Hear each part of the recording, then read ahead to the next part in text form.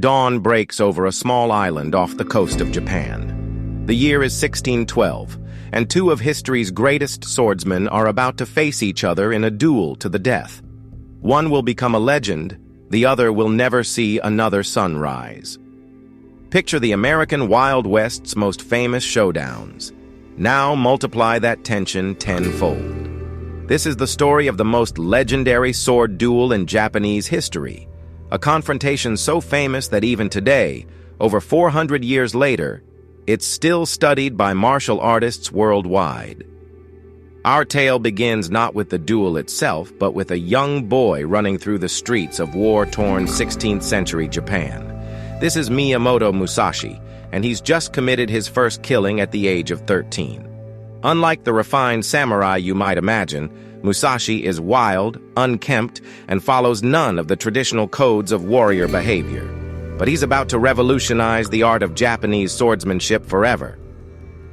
Meanwhile, in another part of Japan, a very different swordsman is perfecting his craft. Sasaki Kojiro, nicknamed the Demon of the Western Provinces, is everything Musashi isn't: elegant, sophisticated, and deeply devoted to traditional samurai culture.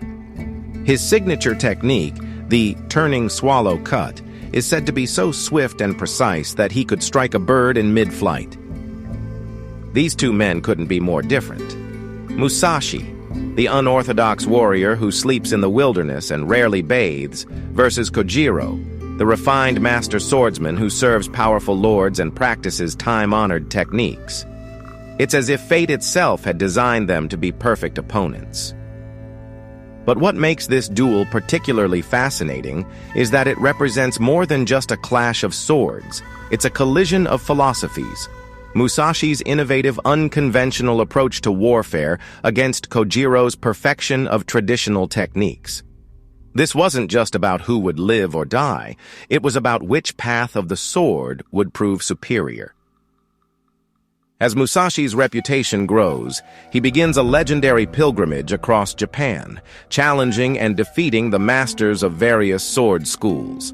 He develops a unique style of fighting with two swords, something unheard of at the time. Think of it as the equivalent of a gunslinger choosing to dual-wield pistols when everyone else strictly uses one. It's not just unusual, it's revolutionary. Kojiro, meanwhile, has become famous for his turning swallow cut technique, a strike so fast that, according to legend, it could cut a swallow in mid-flight. He develops this technique using an unusually long sword, the nodachi, which gives him a significant reach advantage over most opponents. In modern terms, it would be like bringing a rifle to a pistol fight, technically legal, but changing the entire dynamic of the confrontation. The paths of these two master swordsmen are destined to cross. By 1612, both men have achieved such fame that their reputations reach across Japan. The stage is set for what would become the most famous duel in samurai history. The location chosen for this historic confrontation is Ganryujima, a small island off the coast of Japan. Think of it as the perfect setting for a final showdown, isolated, dramatic, and with no escape route for either combatant. It's like the OK Corral of feudal Japan, a place where legend and reality would blur together forever. But what makes this duel truly unique is what happened before the actual fight. You see, Musashi understood something that many modern tactical experts now teach. Psychological warfare can be just as effective as physical combat. And he was about to demonstrate this in a way that would be studied for centuries to come. The morning of the duel arrives, and hundreds of spectators gather on the shores near Ganryujima. Lords, samurai, merchants, and commoners all have come to witness what they know will be a historic confrontation. The excitement in the air is electric, like the atmosphere before a heavyweight championship fight. Sasaki Kojiro arrives at the appointed time, dressed impeccably in his finest silk kimono. His famous nodachi sword, longer than a standard katana, gleams in the morning sun. He cuts an impressive figure, every inch the classical samurai that Japanese nobles and warriors aspire to be. But Musashi is nowhere to be seen. 1 hour passes, then another, The crowd grows restless. Kojiro paces the beach, his composure beginning to crack. This isn't just fashionably late. This is psychological warfare at its finest. Every minute that passes chips away at Kojiro's mental state. It's like watching a chess master slowly dismantle his opponent's defenses before making a single move. What the crowd doesn't know is that Musashi is deliberately playing mind games. He's carved a wooden sword from an ore on his way to the island, but not just any wooden sword. He's crafted it to be slightly longer than Kojiro's famous Nodachi. This is crucial. Imagine bringing a longer-range weapon to counter your opponent's primary advantage, but doing it in a way that also insults their honor. A wooden sword against steel? It's practically a slap in the face. Finally, around noon, a small boat appears on the horizon. In it stands Miyamoto Musashi, but he's not what anyone expects. Instead of formal samurai attire, he's wearing simple clothes. His hair is unkempt, and he appears to have just woken up. He's tied a towel around his head, looking more like a common laborer than a legendary swordsman. This is all part of his strategy. Every detail has been carefully calculated to unbalance his opponent psychologically. The late arrival, the casual appearance, the wooden sword, each element is designed to enrage Kojiro, to make him forget his training and fight emotionally rather than tactically. As Musashi's boat approaches the shore, the tension reaches a breaking point.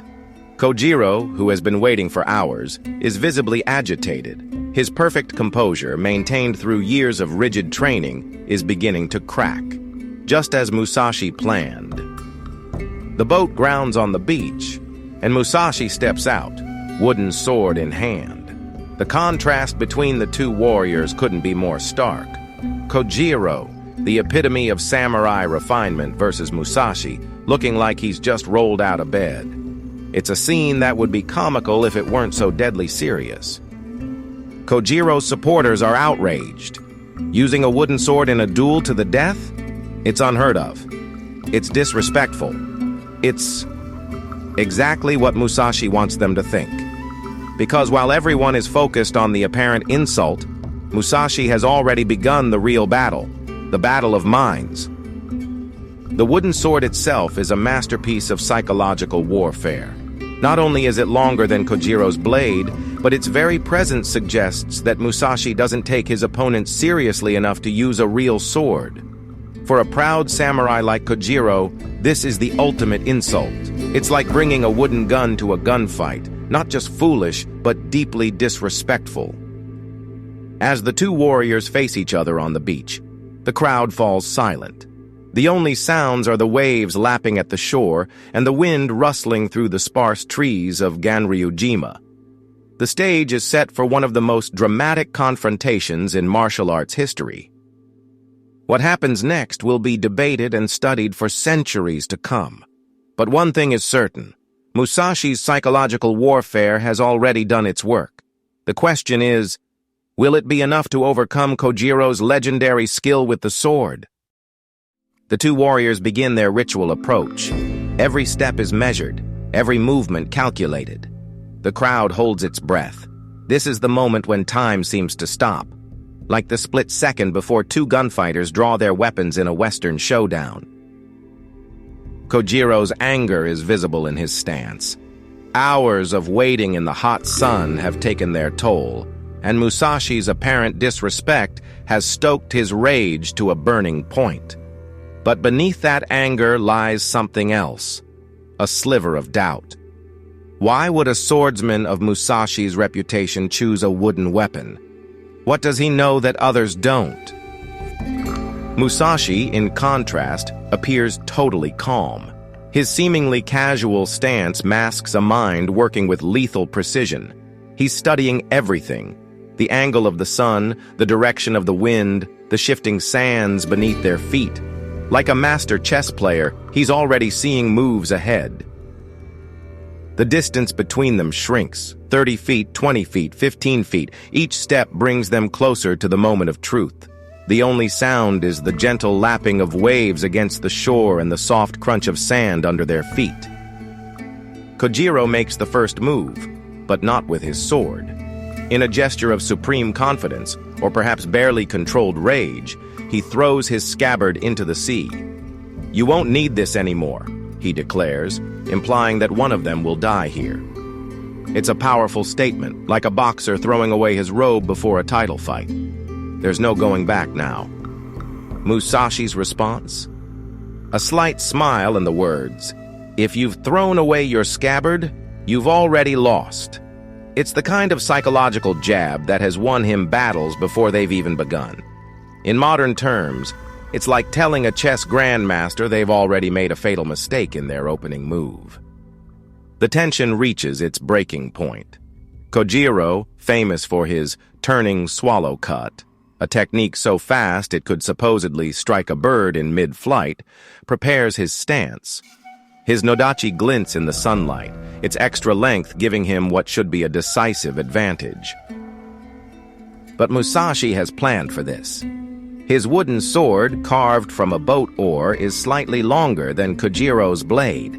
More importantly, he's positioned himself with the rising sun at his back, forcing Kojiro to look into the glare. It's a simple but brilliant tactical choice, like a modern military commander using terrain to his advantage. Suddenly, Kojiro strikes. His blade moves with incredible speed, the famous turning swallow cut technique that has ended so many duels. The crowd gasps. The strike is perfect, a killing blow that has never failed. But Musashi isn't there. In a move that combines perfect timing with deep understanding of human psychology, Musashi has anticipated the attack. He's studied Kojiro's technique, understood its timing, and known exactly when it would come. As Kojiro's blade whistles through the empty air, Musashi's wooden sword is already in motion. The sound of the impact echoes across the beach. It's not the clash of steel on steel that everyone expected, but a duller, more final sound. Musashi's wooden sword, swung with precision and devastating force, has found its mark.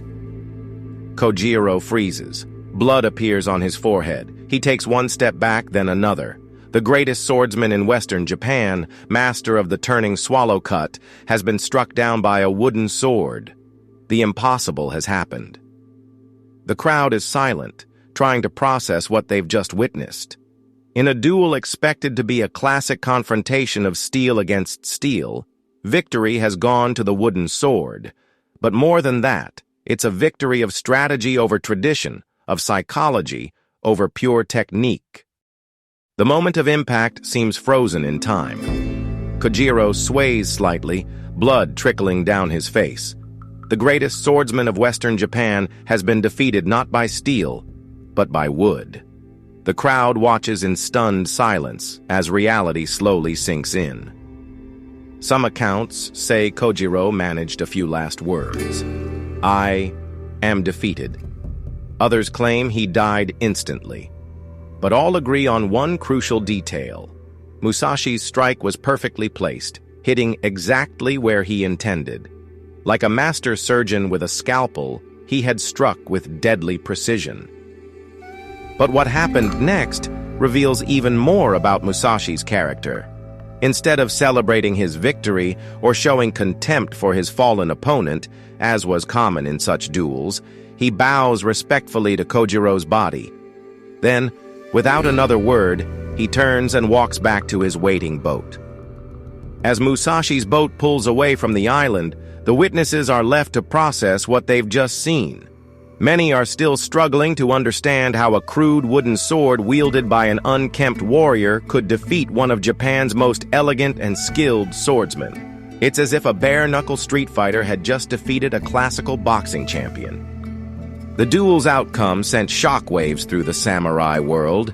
It challenged everything they thought they knew about swordsmanship.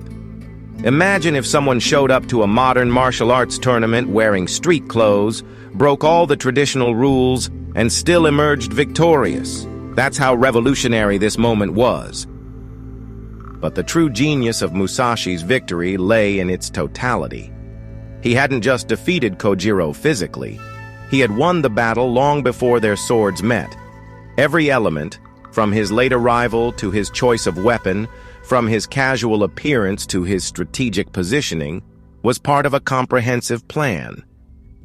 Think of it like a modern military operation where psychological warfare, tactical positioning, and precise timing all come together perfectly.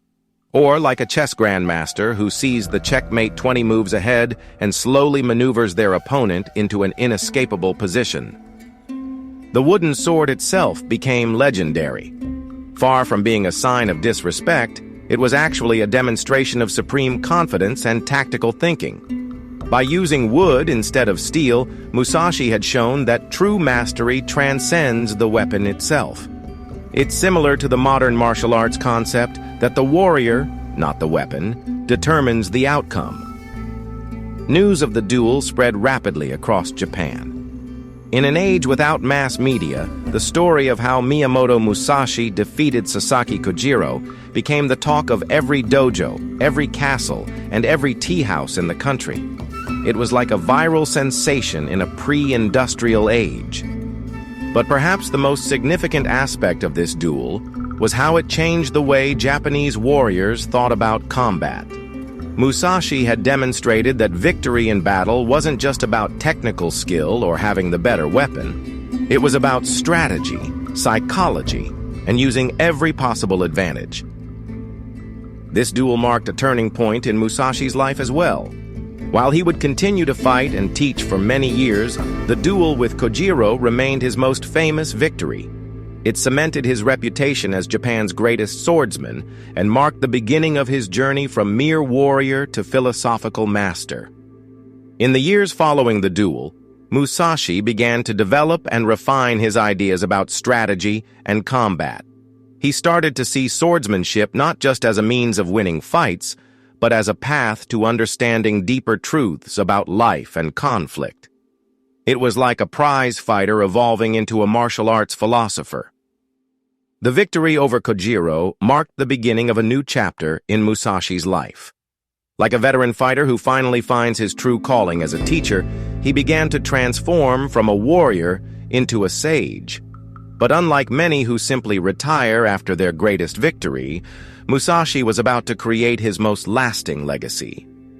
In the years following the duel, Musashi continued to refine his unique approach to swordsmanship.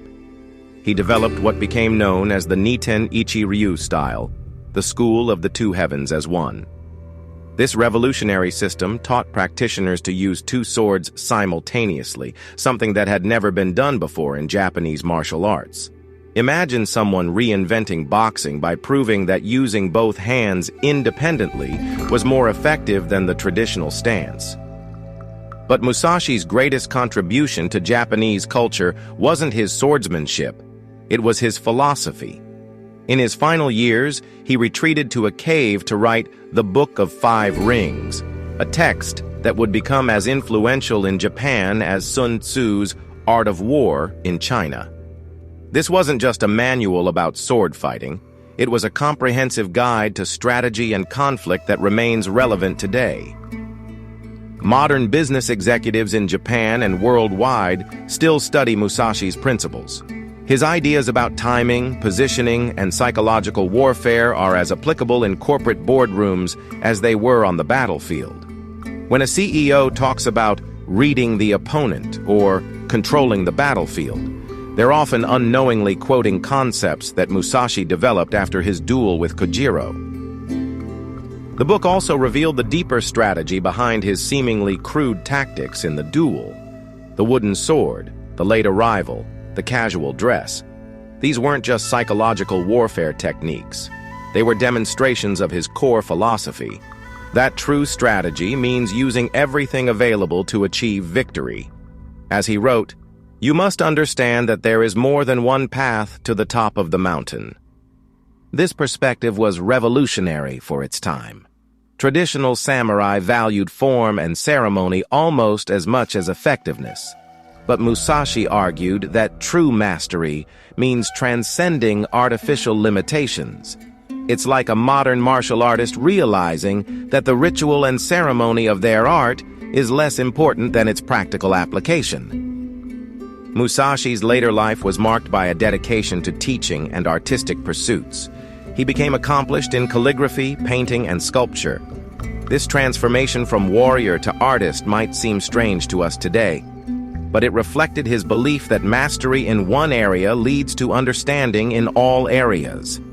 Think of it like a championship athlete who becomes a successful artist or writer. The principles of excellence remain the same across disciplines. His art, like his swordsmanship, broke with tradition. He painted with bold, simple strokes that captured the essence of his subjects rather than their superficial details. Just as he had stripped swordsmanship down to its essential elements, he did the same with art. His most famous painting, Shrike on a Dead Branch, demonstrates this perfectly. It captures the essence of the bird with just a few masterful strokes. The principles Musashi developed after the Ganryujima duel continue to influence modern martial arts. His emphasis on practical effectiveness over ritual, his insistence on using every available advantage, and his integration of psychological warfare into physical combat have become standard teachings in many martial arts schools worldwide. What makes Musashi's story particularly relevant today is how it demonstrates the power of innovative thinking. In an age of rigid traditions and formal combat styles, he dared to experiment and develop new approaches. He was like the revolutionary tech entrepreneurs of his time, disrupting established patterns and creating new paradigms. The legendary duel at Ganryujima wasn't just a pivotal moment in samurai history.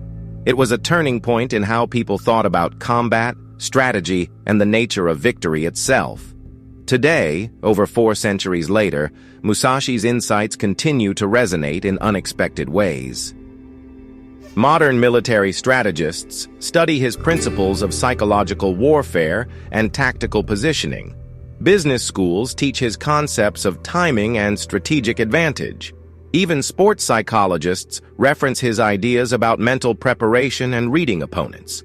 Musashi's victory over Kojiro proved that the principles of strategy transcend time and culture.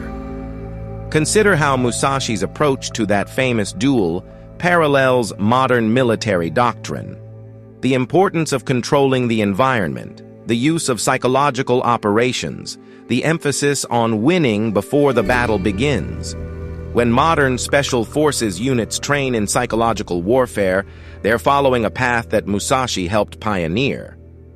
The wooden sword that defeated Kojiro has become a powerful symbol in Japanese culture. It represents the triumph of strategy over brute force, of innovation over tradition. In today's terms, it's like winning a modern warfare engagement, not with superior firepower, but with superior thinking and preparation. But perhaps Musashi's most enduring legacy is his message about the nature of mastery itself. He taught that true expertise isn't about following established patterns. It's about understanding the principles behind those patterns and being willing to break them when necessary. This mindset is as valuable in today's rapidly changing world as it was in feudal Japan.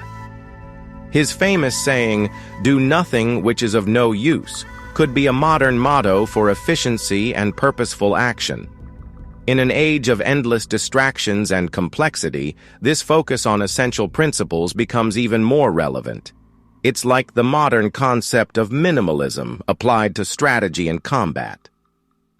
The duel at Ganryujima also teaches us something profound about innovation. Musashi won not because he was stronger or more technically skilled, but because he was willing to think differently.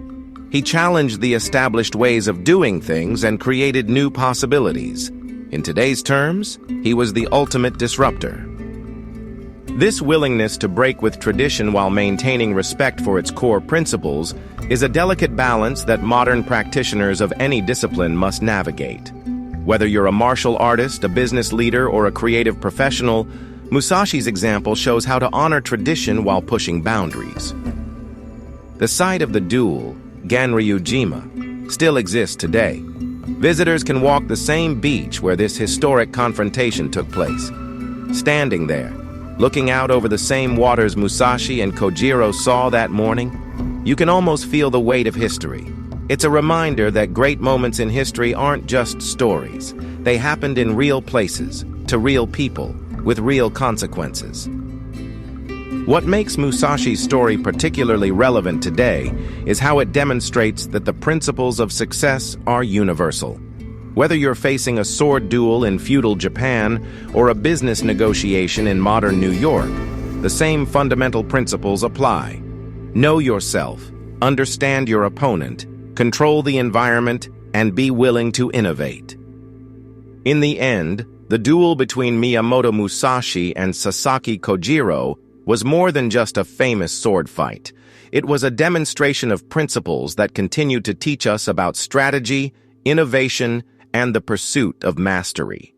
Their confrontation on that small island has echoed through the centuries, offering lessons that remain surprisingly relevant in our modern world. The wooden sword that changed history reminds us that victory often comes not from having the best weapons, but from having the best strategy. In today's complex world, that's a lesson worth remembering. Thank you for watching this exploration of one of history's most legendary duels.